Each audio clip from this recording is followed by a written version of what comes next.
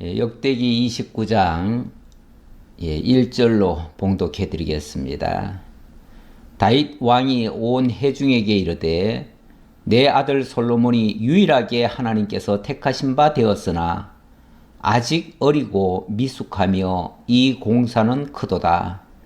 이 성전은 사람을 위한 것이 아니요 여호와 하나님을 위한 것이라.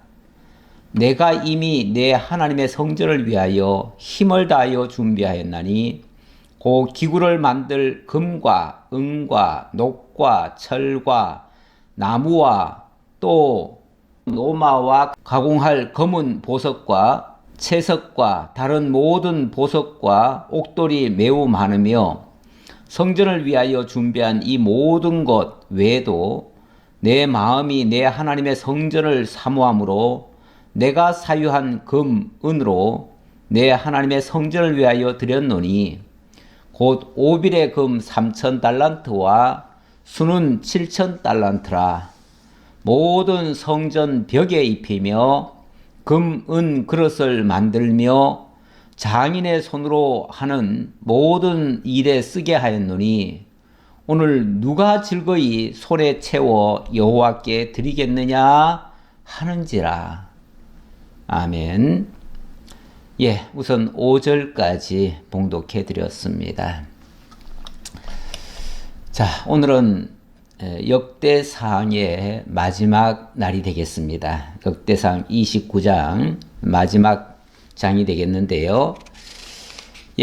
지금까지 다윗과 함께 하나님의 역사가 놀라울 정도로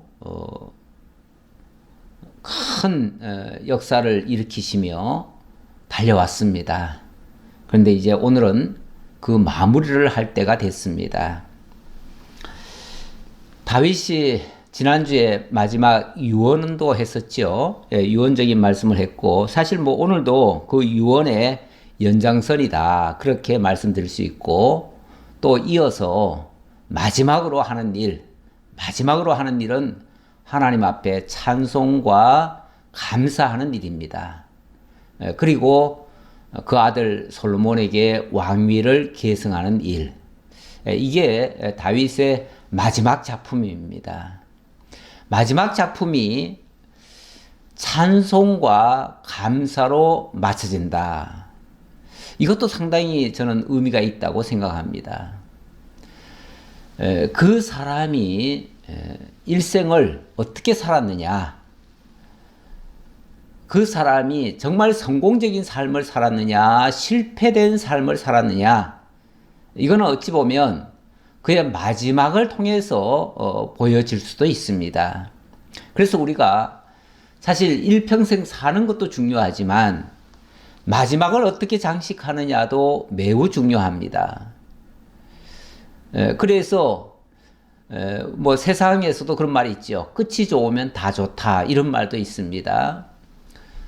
끝이 좋다는 게 우리 기준으로 좋다는 의미는 아니겠죠, 결코. 사람의 그 마지막 순간이 사람이 보기에는 비참하게 보일 수도 있어요. 왜냐하면 사람이 다 죽어갈 때는 보면은 병이 들거나 또 어떤 사고를 당하거나 어떤 어려움을 당해서 마지막을 장식할 수도 있기 때문에 그것만 보면 언뜻 안 좋게 보일 수도 있죠. 그러나 하나님 앞에서는 기준이 다르죠. 하나님 앞에서는 끝까지 하나님 앞에 선 자세로서 정말 하나님을 깨닫고 하나님과 동행하며 하나님을 찬양하며 맨 마지막은 하나님 앞에 정말 감사하느냐. 때때로 우리가 너무 극심한 환난이나 어려움 때문에 때때로 원망하는 경우도 있거든요. 찬양이 아니라 저주를 하는 경우도 있거든요. 야고보서에 보면 우리가 한 입술로 찬양과 저주가 같이 나오는 경우도 있다 그러는데 그거는 합당치 않지요. 한 입술로 찬양과 저주가 같이 나올 수는 없지요. 그렇게 나오면 안 되는 거죠. 우리들 입술에서 일평생 하나님을 섬기는 자로서 찬양의 삶을 살아왔다면 그 결과도 찬양으로 마무리가 되겠지요. 그리고 정말 하나님 앞에 감사하겠지요. 그러나 일평생 만약에 자신을 속이고 정말 세상적인 유익만을 추구했다면 아무리 우리가 신앙생활을 했다 할지라도 그 마지막이 그 본색이 드러날 수도 있어요. 그래서 우리가 정말 하나님 앞에 선 자세가 아니라 왜 하나님이 나한테 이렇게 해주냐고 하면서 하나님을 원망할 수도 있거든요. 가끔 그런 얘기를 들을 때가 있어요. 정말 일평생 신앙생활 잘하신 것 같았는데 어느 장로님이 갑자기 중풍이 걸렸는데 갑자기 교회도 안 나오고 그래서 목사님이 신방을 갔더니 어떻게 하나님이 이러실 수 있냐고 나한테. 내가 일평생 새벽 예배 한 번도 안 빠지고 그렇게 하나님 앞에 충성을 다했는데 어떻게 하나님이 나한테 이렇게 중풍병을 주셔가지고 몹쓸병을 주셔가지고 나로 하여금 이런 고통을 받게 할 수 있느냐라고 하면서 저주를 막 하더라는 거죠. 그러면서 나 이제 더 이상 그런 하나님 안 믿겠다고 선언해버리더라는 거죠. 그러면 그분이 지금까지 하나님을 믿은 것은 무엇 때문일까요? 뭔가 잘해주니까 잘해줄 걸 또한 바라고 믿었던 거죠. 육적으로, 세상적으로 건강하고 행복하게 부유하게 잘 살게 해줄 것을 믿고 지금까지 그렇게 많이 헌금하고 많이 갖다가 열심을 다해서 정말 새벽 예배 한 번도 안 빠지고 그렇게 했다는 얘기인데 그거는 하나님을 위해서 한 거 아니잖아요. 하나님 앞에 뭔가 더 큰 것을 얻기 위해서 자기가 작은 정성 들인 거 아니겠어요? 많은 것을 얻기 위해서 투자한 거 아니겠어요? 그거는 어떤 이익을 목적으로 해서 하나님 앞에 뇌물 바친 거나 마찬가지예요. 그렇게 되면 그거는 정상적인 신앙의 모습이 아니죠. 혹시 이건 뭐 우리 교회는 전혀 그런 분이 없겠지만 가끔 들려오는 그런 소리가 우리 신앙인의 모습으로 나타나서는 안 되겠죠. 오히려 마지막 순간에는 정말 그동안 행복했다. 정말 우리 하나님의 은혜로 살아왔다. 정말 감사하다. 그래서 이 모든 영광 하나님 받으옵소서.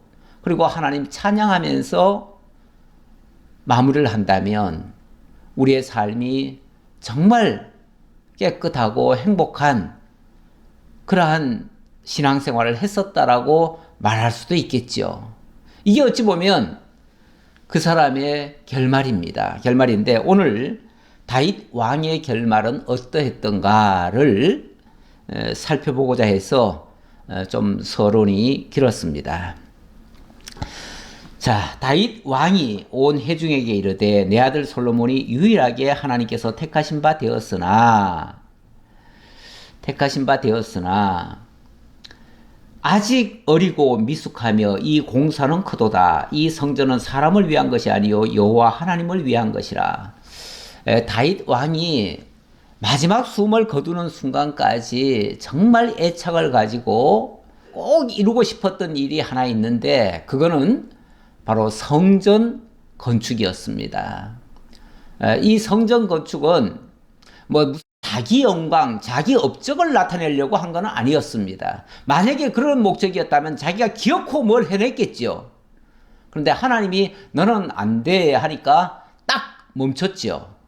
하나님이 하라는 것까지만 하고 하라지 말라는 것은 손을 떼었어요. 이것도 저는 대단한 정말 신앙인의 모습이라고 봅니다. 그런데 어쨌든 하나님께서 이 성전은 내 아들 솔로몬을 통해서 하겠다 하니까 솔로몬에게 맡깁니다. 맡기는데 맡기면서도 왠지 모르게 좀 불안함이 있지요. 왜 없겠어요? 늘 아버지의 입장에서는요. 자녀들은 장성해도 어린아이 같습니다. 탈무드에 보니까 그런 말이 있더라고요.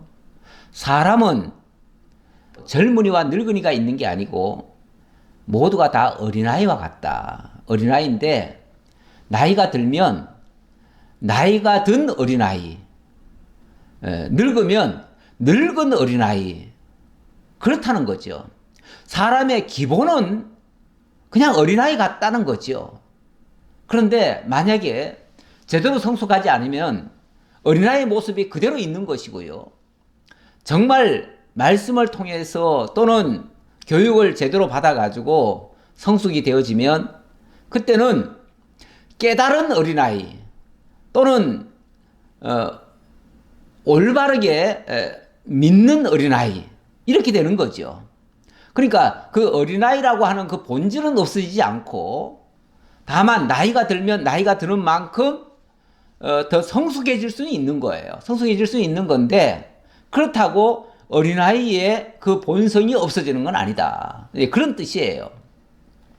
그래서 어른들 중에서도 보면은 왜 나이는 들었는데 어른값 못하는 경우가 있잖아요. 여전히 어린아이 같은 모습. 어른이 돼가지고 괜히 고집만 더 세지고 그냥 자기 주장만 더 강하고 막 이런 경우도 있잖아요. 그런데 하는 거 보면은 어린아이 같은 행동을 또 하거든요. 그래서 어른이라고 해서 다 성숙한 건 아닙니다. 예. 그러니까 제대로 배우지 않으면 어린아이의 모습은 다 그대로 가지고 있다, 인간이. 그래서 철없는 어른도 있어요. 철없는 어른. 그런 모습이 바로 어린아이 같은 어른인 거죠.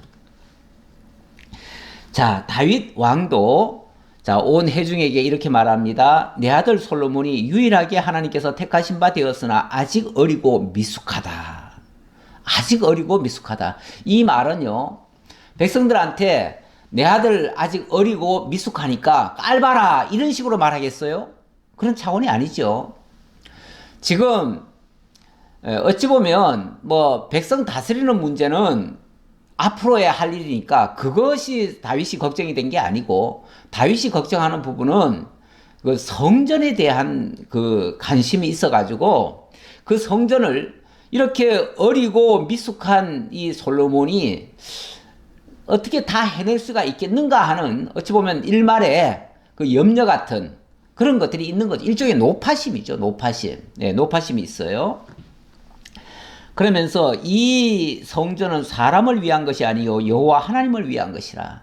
이게 더 이게 마음이 애착이 더 가는 이유는 이 일이 사람을 위한, 다시 말하면 통치를 위한 일이 아니라 하나님을 섬겨드리기 위한 이런 막중한 일이다 보니까 여기에 정말 하나님에 대한 제대로 된 지식이 없으면은 이거 어렵거든요.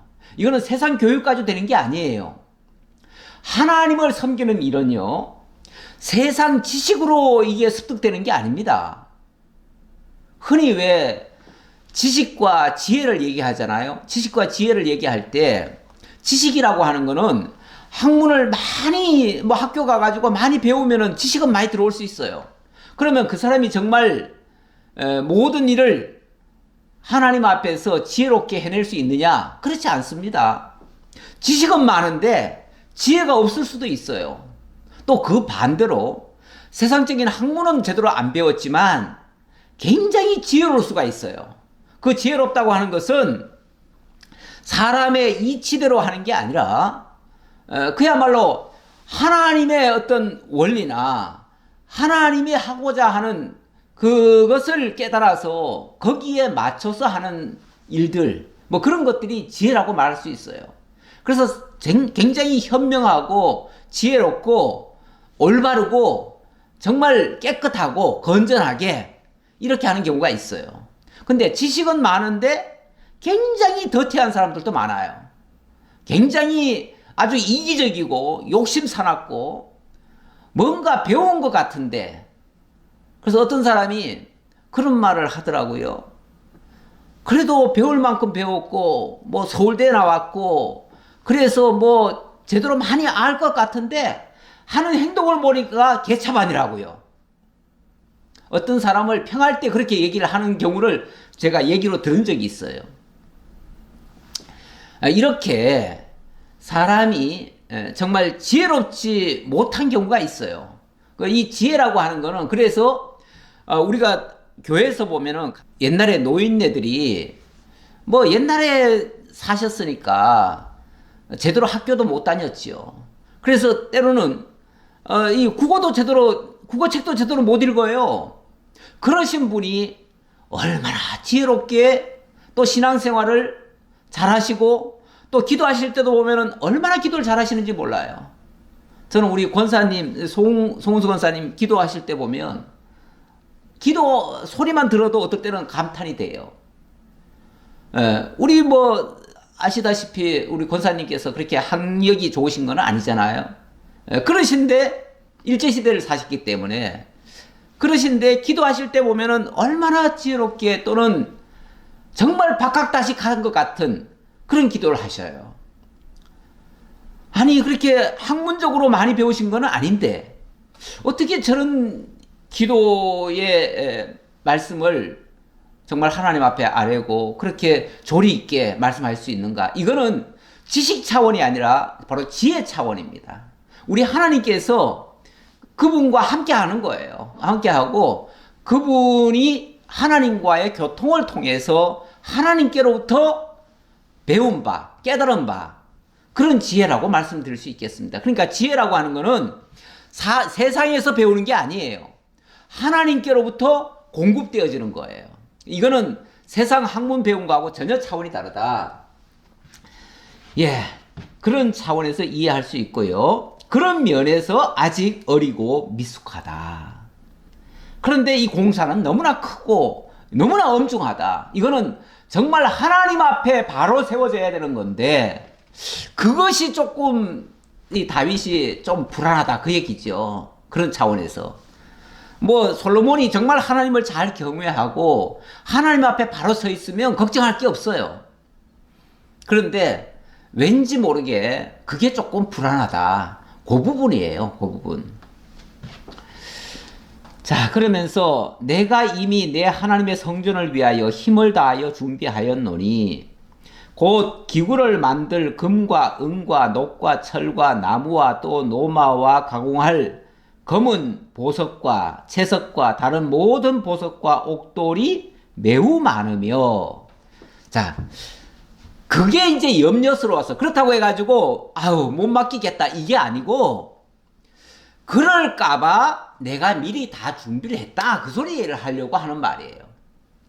그러니까 솔로몬에게 사실 뭐 믿으라 안 믿으라 어쩌겠어요. 자기는 이제 죽어야 되고 그래서 어쩔 수 없이 지금 다 맡겨야 되는 거 아니겠어요? 맡기는데 어쨌든 그에게 맡겨놓고 내가 아무것도 준비 안 하고 그래 네가 알아서 다 해라 이러고 만 게 아니라 아직 어리고 미숙하기 때문에 미숙하다고 생각하기 때문에 그래서 내가 더 많이 준비해 놓고 더 많이 너희들에게 당부한다 그 말이죠.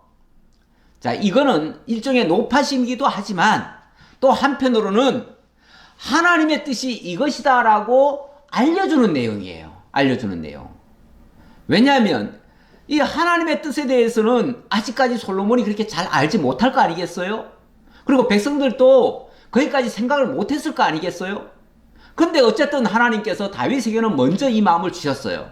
그랬으니까 먼저 깨달은 자가 어쨌든 준비를 하는 거예요. 그래서 그 공사에 필요한 모든 자재를 내가 다 준비했다. 그 믿음으로 준비했다. 그 지혜로 준비했다. 이렇게도 이해할 수 있겠죠.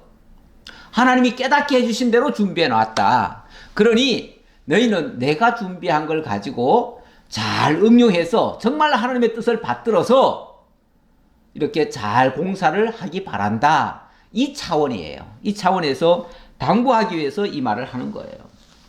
자, 그러면서 3절 성전을 위하여 준비한 이 모든 것 외에도 내 마음이 하나님의 성전을 사모함으로 내가 사유한 금, 은으로 내 하나님의 성전을 위하여 드렸노니 자, 그러면서 다윗이 많이 준비를 했대요. 많이 준비했는데 얼마만큼 준비를 했는가 그 얘기를 하는 겁니다. 자, 이거는 다윗의 솔선수범이에요. 아무래도 솔선수범이라고 하는 것은 먼저 깨달은 자가 하는 거예요. 남에게 시키는 게 아니에요. 남에게 시키는 것은 내가 먼저 하고 그것을 모본으로 보여주고 그리고 그것을 따라오고 협력하도록 그렇게 당부하는 거죠. 당부하는 것이 어찌 보면 지도자의 자세입니다. 지도자는 모든 면에 솔선수범이에요. 지도자는 명령하라고 있는 자가 아니에요. 근데 대체적으로 보면 세상에서 어떤 지도자가 되면요, 높은 자리에 올라가면 그냥 자기는 군림하고 명령하는 자인 줄 알아요. 그래서 명령권자로만 생각해가지고 자기는 할 줄도 모르고 준비도 안 했고 생각도 안 했으면서 그래서 남에게 이렇게 해라 저렇게 해라 이렇게 시키는 경우가 있어요. 그건 논리도 없고 공식도 없고 방법도 모르면서 뭐 아는 체 하면서 그냥 내가 지도자니까 내 말 들어 이런 식의 하는 경우가 있어요. 근데 그런 자세라면요, 그건 지도자의 자격이 아닙니다. 자세가 아닙니다. 지도자는요, 먼저 자기가 모본을 보여야 돼요. 그리고 자기가 할 수 있는 거지만 함께 참여하게 만드는 거죠. 그래서 지도자의 역량이 얼마만큼 있느냐에 따라서 그 일은 성공할 수도 있고 실패할 수도 있습니다. 만약에 지도자가 자격도 없고 자기는 솔선수범할 생각도 없고 앞장서 희생할 생각도 없고 자기가 앞장서서 나설 생각도 안 하면서 남에게만 이래라 저래라 시킨다면 그 일은 성공할 리가 없지요. 안 되겠지요. 당연히. 누가 참여하겠어요. 그런데. 근데 지금 다윗 입장에서는 자기가 그것을 먼저 깨달았고요. 하나님께로부터 그 지시를 받았고요.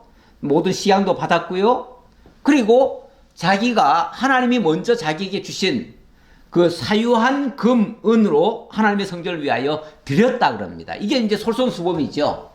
드렸노니, 자, 얼마만큼 드렸는가? 4절에 보니까 곧 오빌의 금 3,000달란트와 수는 7,000달란트라 모든 성전 벽에 입히며, 예, 그 양이 어마어마하네요. 예, 그 양을 보니까 금이 오빌의 금 3,000달란트래요. 이 오빌의 금이라고 하면요, 금 중에서 최고급 금이라는 거죠. 그러니까 순도가 높은 금, 그걸 이제 그 당시로서는 오빌의 금이라고 그랬어요. 그리고 순은 순은, 그러니까 은도, 은 중에서도 최고로 순도가 높은 은, 수는 7,000달란트라. 근데 이 한 달란트가 지금 그 도량형으로 환산을 하면요, 약 33. 몇 킬로예요. 그래서 약 34킬로로 생각하기도 하고 33킬로로 생각하기도 하는데, 만약에 이게 3,000달란트면요 3,3은 9 해가지고 약 금이 10만 킬로그램이 되는 거예요. 킬로그램으로 따지면은. 아니, 금덩어리가 10만 킬로. 금은 그람으로 원래는 환산하잖아요. 보통 계산할 때 보면은 3.65g을 한 돈이라고 그러는데, 그것만 해도 3.65g만 해도 요즘 한 30만 원 또 갈 거예요, 아마. 그런데 이거는 지금 킬로그램이에요, 킬로그램. 킬로그램은 여기다 곱하기 1000을 하는 거 아니에요? 1000을 하는데 거기다가 10만 킬로그램이니까 10만에다가 동그라미 3개를 더 붙이면 얼마겠어요? 100만, 1000만, 억 단위죠, 억. 예. 그 정도의 양입니다. 쉽게 말하면 억그램이에요, 억그램. 억이라고 하는 그 단위예요. 순금이 그 정도고, 또 은은 그거에 7,000달란트니까요. 3,000달란트에 7,000달란트면은 2배 좀 넘지요. 한 2.3배 정도 될까요? 그렇게 돼가지고 은으로 따지니까 한 25만 킬로그램이 되는 것 같아요. 환산해 보니까 한 2.5배가 되는 셈이죠. 어마어마한 겁니다. 이걸 어디 쓰라고요? 이거를, 왜냐하면 성전을 짓는 데 보면 성전 벽이 전부 다 황금으로 되어 있습니다. 황금을 다 붙여야 돼요. 그러니 황금이 무진장이 많이 들어가는 거죠. 그래서 솔로몬 성전은 황금 성전입니다. 황금 성전. 예, 이렇게 짓도록 하는데 그 일에 자기의 어찌 보면 자기가 사유한 금은이라고 그러죠. 다윗이 그동안 전쟁을 통해서 아마 확보한 그런 노략물들일 거예요. 예, 그런 것들을 다 내놓는 거예요. 사람이 자기 재산에 대해서는 움켜쥐는 게 있습니다. 움켜쥐는 게 있는데 이게 죽으면서도 움켜쥔 거를 잘 못 내놓습니다. 못 내놓으니까 그거 재산 남은 거 가지고 자식들이 그거 가지고 치열하게 서로 싸우잖아요. 정말 자기가 가지고 있을 때 선한 일을 위하여 쓰는 것도 괜찮은데 참 선한 일을 위해서 내놓는다는 게 너무너무 마음이 내키질 않나 봐요. 그러다 보니까 우리 하나님께서 받으시는 거 보면은요, 그의 마음을 받는다 그래요. 마음을. 마음 없이 드린다는 거는 그게 사실 드리는 게 아니거든요. 억지로 내는 거거든요. 억지로 내는 건데 마음이 있다면 그 물질은 그 마음에 따라오게 돼 있습니다. 그래서 내 물질이 있는 곳에, 내 보물이 있는 곳에 내 마음도 있다, 이런 말씀도 있는데 물질을 내놓는다는 것이 이게 사실은 간단한 게 아닙니다. 마음이 없는 데는 물질도 못 내놓거든요. 그러니까 물질을 내놓는다는 말은 반대로 하면은 그의 마음이 거기 있다라는 뜻이에요. 그러니까 다윗이 이마만큼 사유한 금은을 다 내놨다 하는 것은요, 다윗의 마음이 온전히 거기 가 있다는 거예요. 단순히 자식에게 재산 많이 물려줘가지고, 아니 솔직히 왕의 입장에서 재산 많이 물려주면 무슨 의미가 있겠어요. 왕은 재산이 있으나 없으나 나라가 자기 건데, 옛날 왕정시대라면 그런 거 아니겠어요? 근데 거기에 사유 재산이 많으면 뭐하고 없으면 또 뭐하겠어요? 우리도 넓게 말하면 우리도 하나님의 백성이에요. 하나님 나라가 나의 집이에요. 거기서 사실은 재산이 많고 적음이 무슨 의미가 있겠어요? 다만 나의 마음이, 나의 모든 것이 거기 가 있으면 내가 부유한 자지요. 그렇게 좀 이해를 하시면은 이런 부분이 손쉽게 생각이 되어지고요. 이게 사람이 인색함도 이제 없어질 수도 있어요. 그런데 안 그러면요, 이 재산은 내 거다라고 하는 내 소유욕에 사로잡혀 버리면요, 물질이라고 하는 건 못 내놓습니다. 내놓을 수가 없어요. 아무리 뭐 부자라고 많이 내놓는 거 아닙니다. 사실은요, 부자들이 더 인색합니다. 경우에 따라서. 물론 세상에서 보면은 부자들이 권력을 위해서는 엄청나게 내놓더라고요.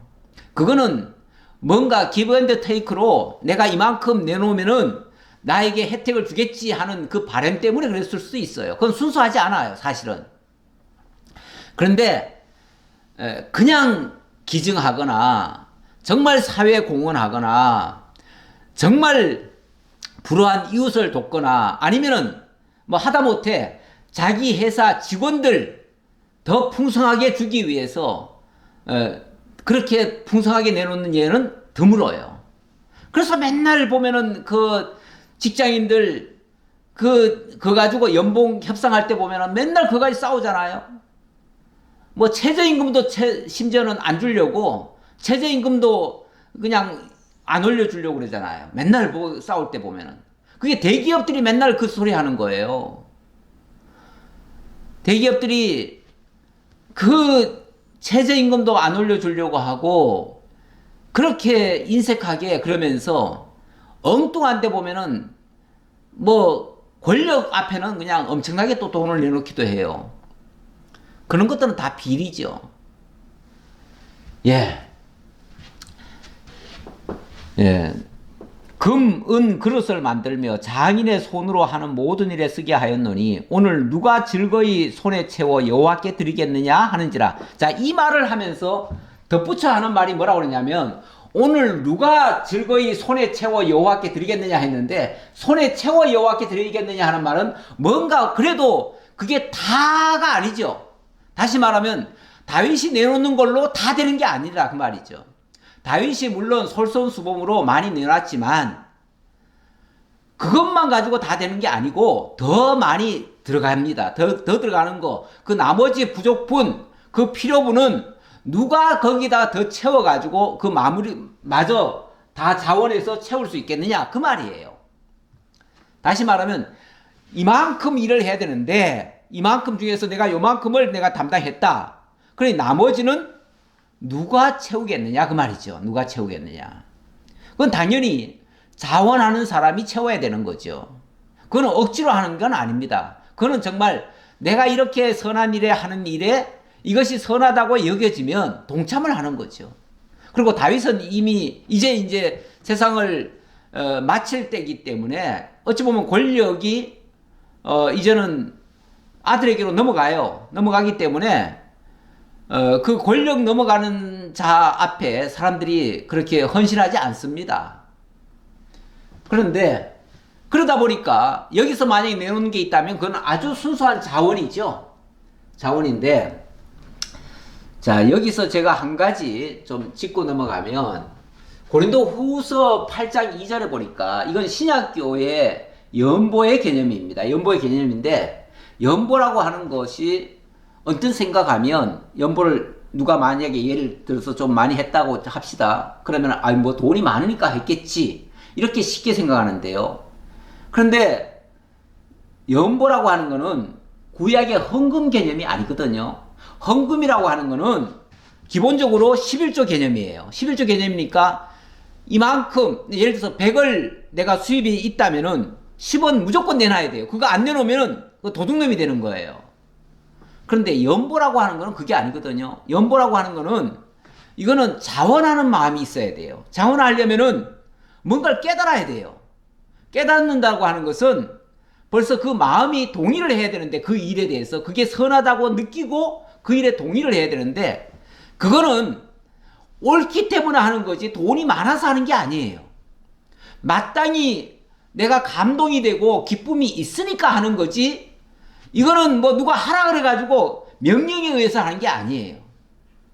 그러다 보니까 이거는 돈이 있어서 하는 게 아니라 가치를 느끼는 사람이 하는 거예요.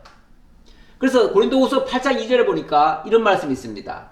환난의 많은 시련 가운데서 그들의 넘치는 기쁨과 극심한 가난이 그들의 풍성한 연보를 넘치도록 하게 하였느니라. 말이 좀 이상하지 않나요? 환난의 많은 시련 가운데서 자 환난이 지금 엄청 많은 교회예요. 이게 데살로니가 교회일 거예요. 그런데 데살로니가 교회가 그 당시에 굉장히 환난이 많았다는 거예요. 그런데 그들이 엄청나게 넘치는 기쁨과 그리고 극심한 가난이 있었어요. 가난이 있었는데 풍성한 연보를 했다는 거예요. 이거 뭔가 앞뒤가 안 맞잖아요. 환난의 많은 시련 가운데서 넘치는 기쁨이 있었고 또 극심한 가난에서 풍성한 연보를 했다. 아니 극심한 가난에서 어떻게 풍성한 연보를 합니까? 이거는 그 가치를 깨닫고 그게 귀하다는 걸 느끼고 거기에 자기를 희생해서 참여한 거예요. 그래서 연보가 된 거예요. 자 그러다 보니까 내가 거기에 대해서 이렇게 증언하겠다 하면서 내가 증언하노니 그들이 힘들어할 뿐 아니라 힘에 지나도록 자원하여 이 은혜와 성도 섬기는 일에 참여함에 대하여 우리가 간절히 구하니. 그러니까 그들이 연보한 거는요 자기들의 힘대로만 한 게 아니에요. 다시 말하면 자기들의 재산이 이만큼 많아가지고 한 게 아니고 오히려 자기들의 재산은 요만큼밖에 안 됐는데 그 적은 가운데서도 힘에 지나도록 했다. 이게 정말 자원하는 연보였다 그 말이죠. 그러다 보니까 그들이 한 거는요 사도 바울이 바라던 대로 해준 게 아니라 그 이상을 한 거예요. 그래서 우리가 바라던 것뿐 아니라 그들이 먼저 자신을 주께 드리고 또 하나님의 뜻을 따라 우리에게 주었도다. 그런데 이 연보를 할 때 돈만 덥석 준 게 아니라 그들의 마음을 그들이 먼저 자신을 주께 드렸다고 그러잖아요. 자신을 주께 드렸다는 말은 그들의 마음이 먼저 동참이 됐다는 거예요. 연보라고 하는 거는요 내가 마음이 없는데 갑자기 하게 되면요 빼앗긴 느낌입니다. 강탈당한 느낌이에요. 사기당한 느낌이에요. 심하게 얘기하면. 그런데 뭔가를 깨닫고 나서 이 선한 일에 나도 참여하고 싶다. 이래가지고 내 마음이 먼저 가는 거예요. 먼저 간 다음에 물질을 최대한 내가 얼마나 돈이 있는가 생각해보고 자기 힘을 헤아려서 그 힘에 맞게 하면요. 그때는 내가 하는 일이 빼앗겼다고 생각하는 게 아니라 기쁨으로 동참을 하는 거예요. 야, 내가 정말 참 가치 있는 일을 발견했다. 그래서 그 가치 있는 일에 내가 하나님이 내게 주신 것을 쓸 수 있어서 너무 감사하다. 너무 기쁘다. 이렇게 생각한다 그 말이에요.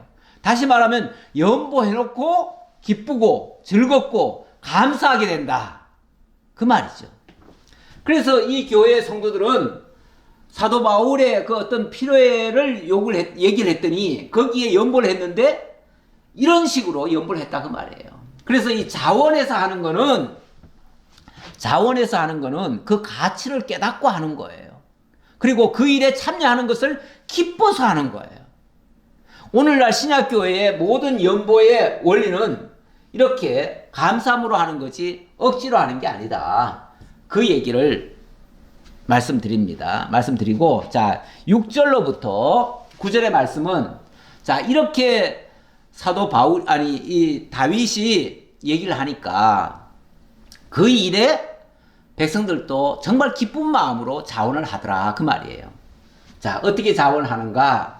자, 일단 내용을 보지요. 이에 모든 가문의 지도자들과 이스라엘 모든 지파의 지도자들과 천부장과 백부장과 왕의 사무관이 다 즐거이 들이대.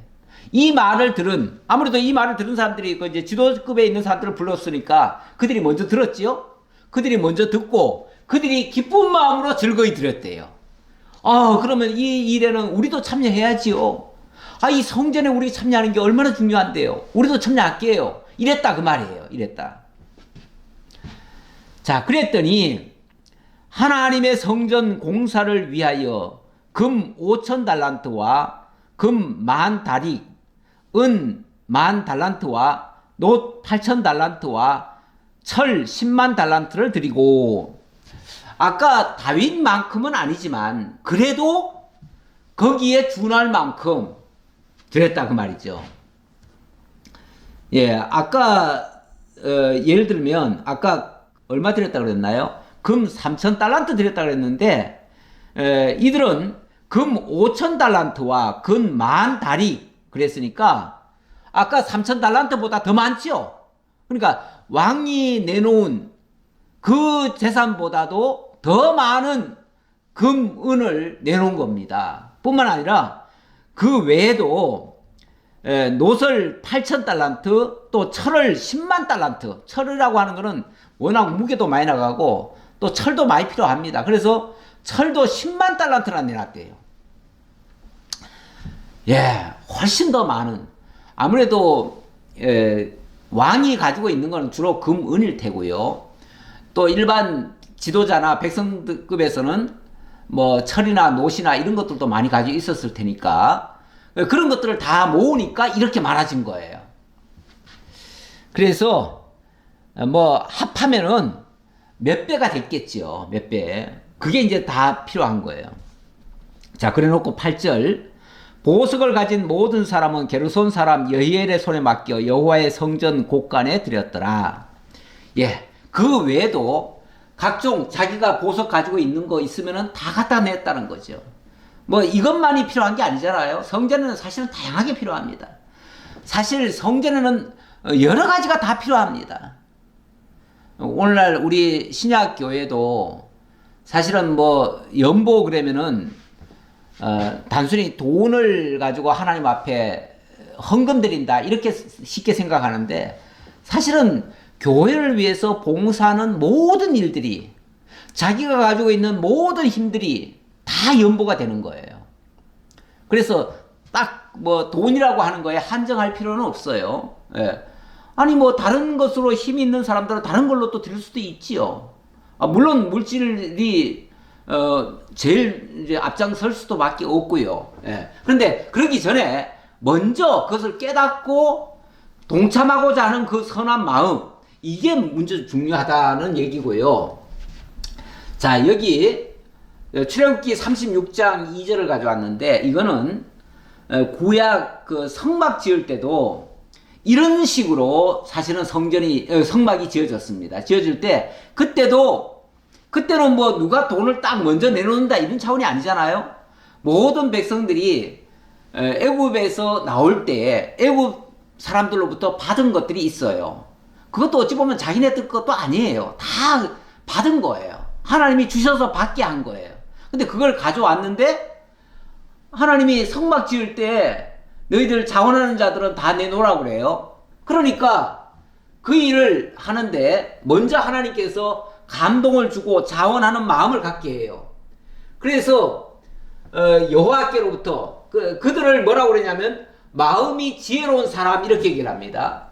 그러니까 하나님께로부터 어떤 깨달음을 주어서 그 깨달음에 따라서 감동을 받은 사람, 이런 사람을 마음이 지혜로운 사람 이렇게 얘기를 해요. 그리고 그 마음에 여호와께로부터 지혜를 얻고 와서 그 일을 하려고 마음에 원하는 모든 자를 부르매 이렇게 얘기를 합니다. 그냥 우리는 흔히 그냥 하나님께 감동받은 자 이렇게 얘기하는데 더 정확하게 표현하면 하나님이 그에게 지혜로운 마음을 주신 거예요. 하나님께서 깨달음을 주신 거예요. 그래서 깨달음을 주니까 그 선한 일에 참여하고 싶은 마음이 생긴 거예요. 그들이 이스라엘 자손의 성소에 모든 쓸 것을 만들기 위해서 가져온 예물을 모세에게서 받으니라. 근데 얼마나 많이 가져왔는지 나중에는요, 아침마다 자원하는 예물을 가져왔으므로 성소의 모든 일을 하는 지혜로운 자들이 와서 뭐라고 그러냐면 백성이 너무 많이 가져오므로 여호와께서 명령하신 일에 쓰기에 남음이 있나이다. 이렇게 얘기를 하네요. 너무 많이 가져오므로 이제 그만 가져와라 그 말이죠. 그만 가져와라. 막 감동을 주니까 나중에는 너도 나도 다 가져와가지고 이제 그만 가져와라. 너무 많이 가져오니까 감당이 안 된다. 사실 신약교회 오늘 우리 교회 개념으로도 이해를 해야겠죠. 해야 되는데 신약교회가 사실은 물질이 너무 풍성해도 문제가 됩니다. 그런데 구약의 헌금 제도로 해버리면요, 교회가 쌓이든지 말든지 계속 돈이 들어옵니다. 이렇게 되면요, 교회가 너무너무 부강해져요. 부여해져요. 부여해지면 물질이 많이 모인 곳에 이 좋지 않은 일도 발생이 되어집니다. 왜냐하면 사람이라고 하는 게 견물생심이라고 물질을 보면 이 탐욕도 생길 수가 있거든요.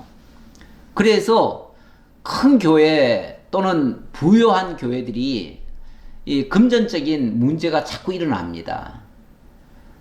거기에 자꾸 욕심을 내게 되는 거죠. 그러다 보니까 결국은 문제가 발생하기도 하는데, 그래서 너무 지나치게 부유한 것도 문제입니다. 사실은 빨리빨리 만약에 부유하면 그걸 가지고 다른 선한 일에 빨리빨리 쓰면 돼요. 되기는 가난한 교회, 많이 큰 교회라면 가난한 교회도 좀 도와주고 성교에 많이 힘을 쏟고 이렇게 하면 돼요. 근데 안 그러면요, 그렇게 선한 일을 힘을 안 쓰면요, 자꾸 사람이 욕심을 내게 돼요. 그래서 자꾸 비리로 발전하게 돼요. 그런데 어쨌든 이 선한, 그러다 보니까 사실은 신약교회는 그래서 헌금 개념이 아니라 연보 개념으로 바뀌는 것이 맞습니다. 그래서 신약교회에 들어오면은 헌금이란 용어가 없어졌어요. 없어지고 연보라는 개념으로 바뀌어졌습니다. 그래서 고린도 후서 8장 9장에 가면 집중적으로 연보에 대한 원리가 나오고 그 연보의 방법도 나오고 연보의 자세도 나오고 연보하는 어떤 그런 절차들이 다 나오잖아요. 그래서 연보로 바뀌었어요. 이게 철저히 연보라고 하는 건 자원입니다. 자원이고, 자원도 억지로 하는 게 아니라 아무 때나 하는 게 아니라 그야말로 선한 일을 위해서 거기에 동참시키는 거예요. 그래서 함께 선한 일을 하게 하는 거예요. 그러다 보니까 이 일은 다 즐거워서 하는 것이고 감동이 돼서 하는 거예요. 자, 이렇게 되어지는 것이 마땅하다라는 얘기고요. 9절 보겠습니다. 백성들은 자원하여 들었으므로 기뻐하였으니 곧 그들이 성심으로 여호와께 자원하여 드렸으므로 다윗 왕도 심히 기뻐하니라. 이거는 이렇게 자원해서 하는 거를 이거는 헌금이 아니에요. 자원에서 했으니까 이거는 연보라고 할 수 있어요. 연보. 이 연보 행위는 모두가 다 기뻐하는 거예요. 모두가 다 기뻐하는 거예요. 하는 사람도 기뻐요. 기뻐서 하니까. 그리고 이 일을 보는 다윗도 너무너무 기쁜 거죠. 이 일에 모두가, 그러니까 이들이 단순히 물질을 내놓는 게 아니고 이들의 마음이 이 선한 일을 위해서 함께 참여하는 거예요. 성전을 짓는데 이제 성전 건축이 시작될 거 아닙니까? 성전 건축을 하는데 모든 사람의 마음이 다 같이 그쪽에 집중이 된다 그 말이에요. 얼마나 기쁘냐 그 말이죠. 물질도 기쁘지만, 물질 내놓는 것도 기쁘지만 물질보다 거기에 마음이 함께함이 너무너무 기쁘다 그 말이죠. 그래서 이 연보 제도가 매우 중요하다는 걸 말씀드리고요. 그 다음 10절로 19절에서는 자, 이러다 보니까 당연히 감사가 나오지요. 기쁨도 찬송이 나오지요. 무엇보다도 하나님 앞에 찬송이 터져 나와요. 그래서 여호와께 찬양하며 감사로 제사하는 이런 내용이 이제 소개가 됩니다.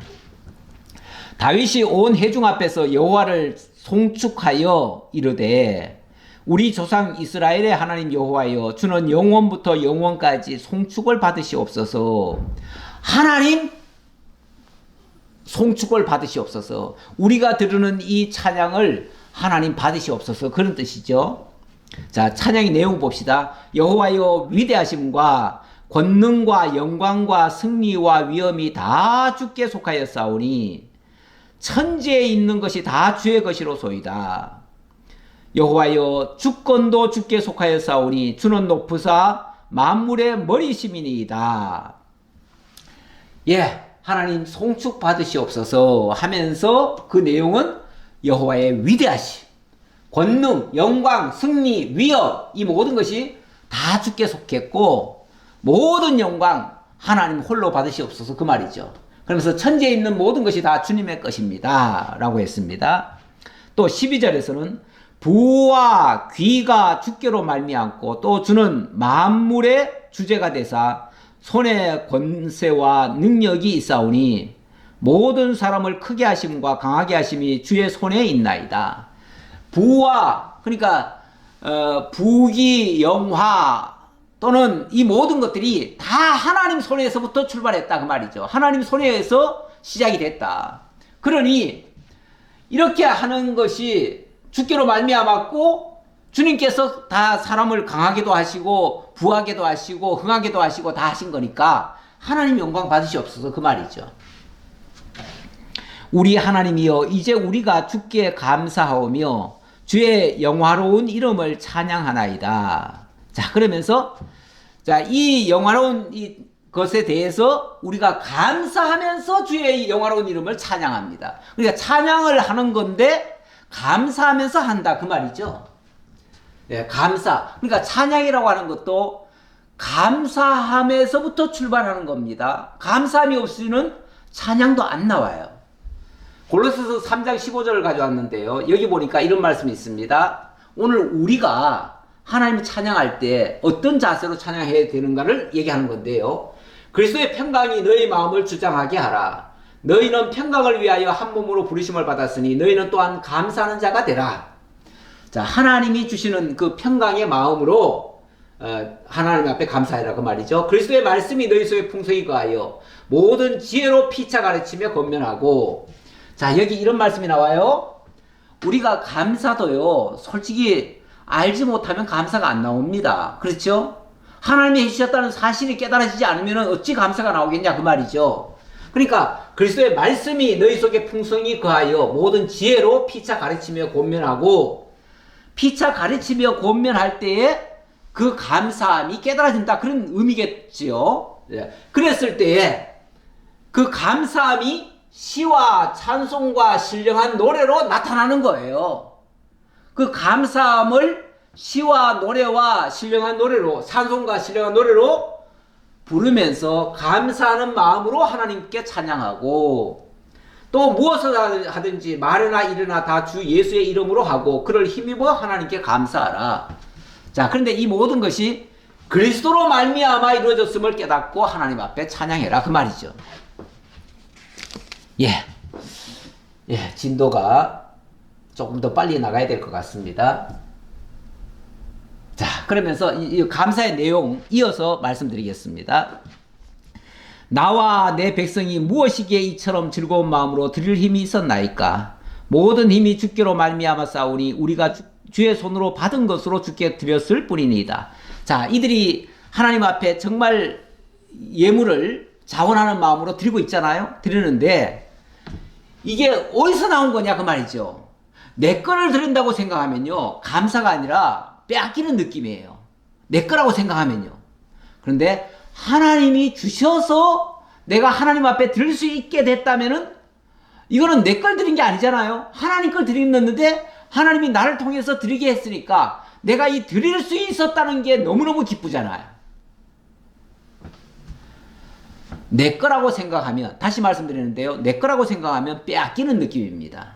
그런데 하나님이 주셔서 나로 하여금 이 선한 일에 참여하게 하시면은 내가 이 선한 일에 참여하도록 하나님이 날 지금 쓰시는 거잖아요. 다르죠? 전혀 달라요. 나와 내 백성이 무엇이기에 이처럼 즐거운 마음으로 드릴 힘이 있었나이까?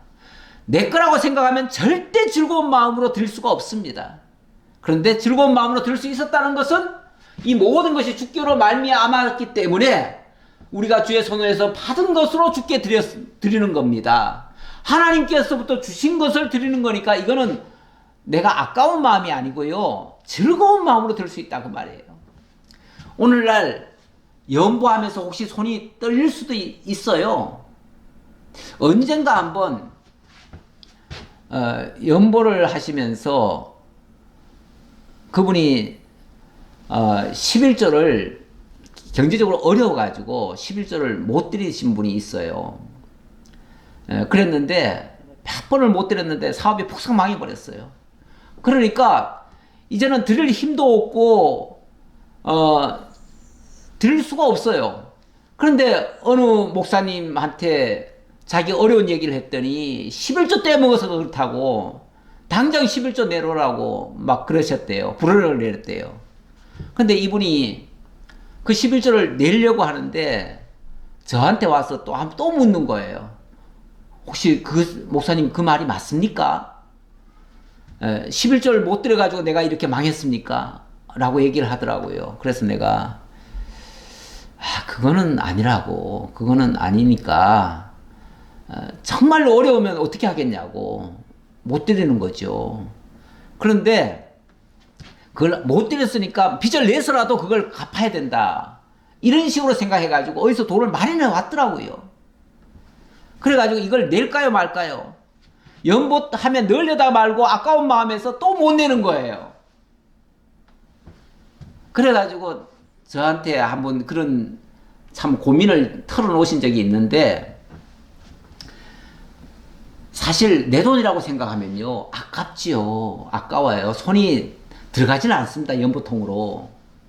근데 하나님이 주셨다고 생각하면 당연히 즐거운 마음으로 드려야 맞지요. 근데 그렇게 막 아까운 마음이 들어서 정말 힘들면요, 안 하는 게 맞습니다. 오히려 안 하는 게 맞는데, 그러기 전에 거기까지 가면은 벌써 굉장히 어려운 겁니다. 거기까지 가기 전에 정말 하나님께서 내게 주셨다고 하는 그 감사한 마음이 있어야 평소에 연보를 할 수 있는 겁니다. 그러니까 감사한 마음으로 우리가 생각을 바꾸셔야지, 그렇지 않으면은 정말 어렵습니다. 이 말씀은 일단 좀 더 보고 말씀드릴게요.